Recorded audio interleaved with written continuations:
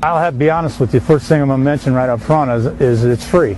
I like this service when it's free because, you know, you can tie up a lot of money in different services, and from experience I found out that sometimes you can pay a lot of money and you may not be getting that much out of it.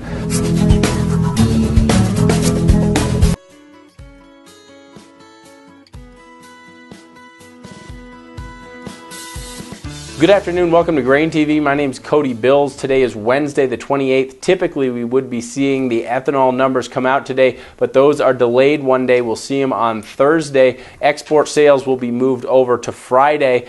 This is all due to the Memorial Day holiday. Now, one thing that came across the newswire here today was an export sale for new crop soybeans to China for 110,000 metric tons.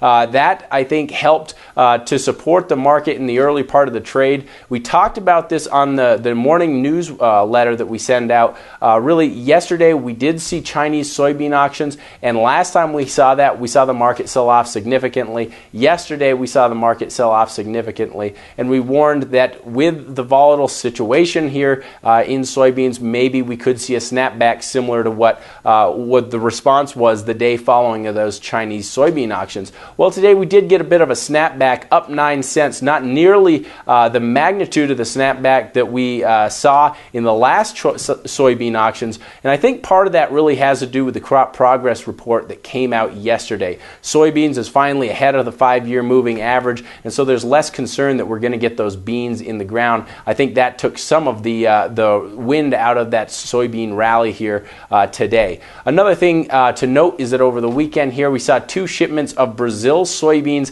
hit the East Coast. We saw them land in Wilmington, we saw them land in Norfolk.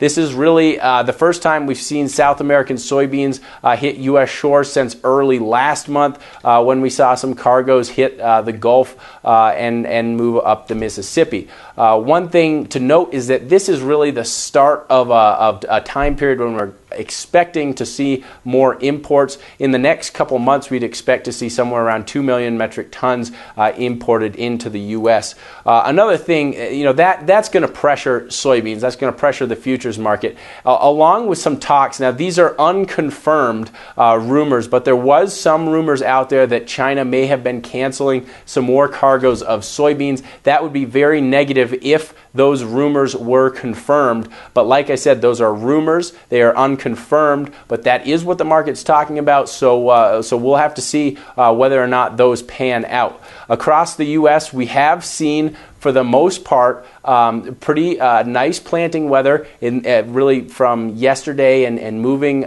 through the week, though we should see some planting delays here over the weekend for North Dakota and Minnesota. But for the most part, people have really started shifting gears here. They're shifting from a concern about planting pace and whether or not we're going to get the crop into the ground, and now we're shifting more over into concerns about moisture, concerns about emergence. So I think that is the time period that we're in right now. Of course, people are still concerned about spring wheat and soybeans, of course, in the northern part, but it looks as though next week, after we get this moisture moving through North Dakota and Minnesota, after we get that moisture behind us, it looks as though we may have some opportunities to get out there in the fields again. Other than that, guys, that wraps up today's show. Thanks a lot for tuning in. If you have any questions about what I talked about, give me a call at 877-472-4607. Remember, you can take a demo of the mobile trading platform at grainhedge.com,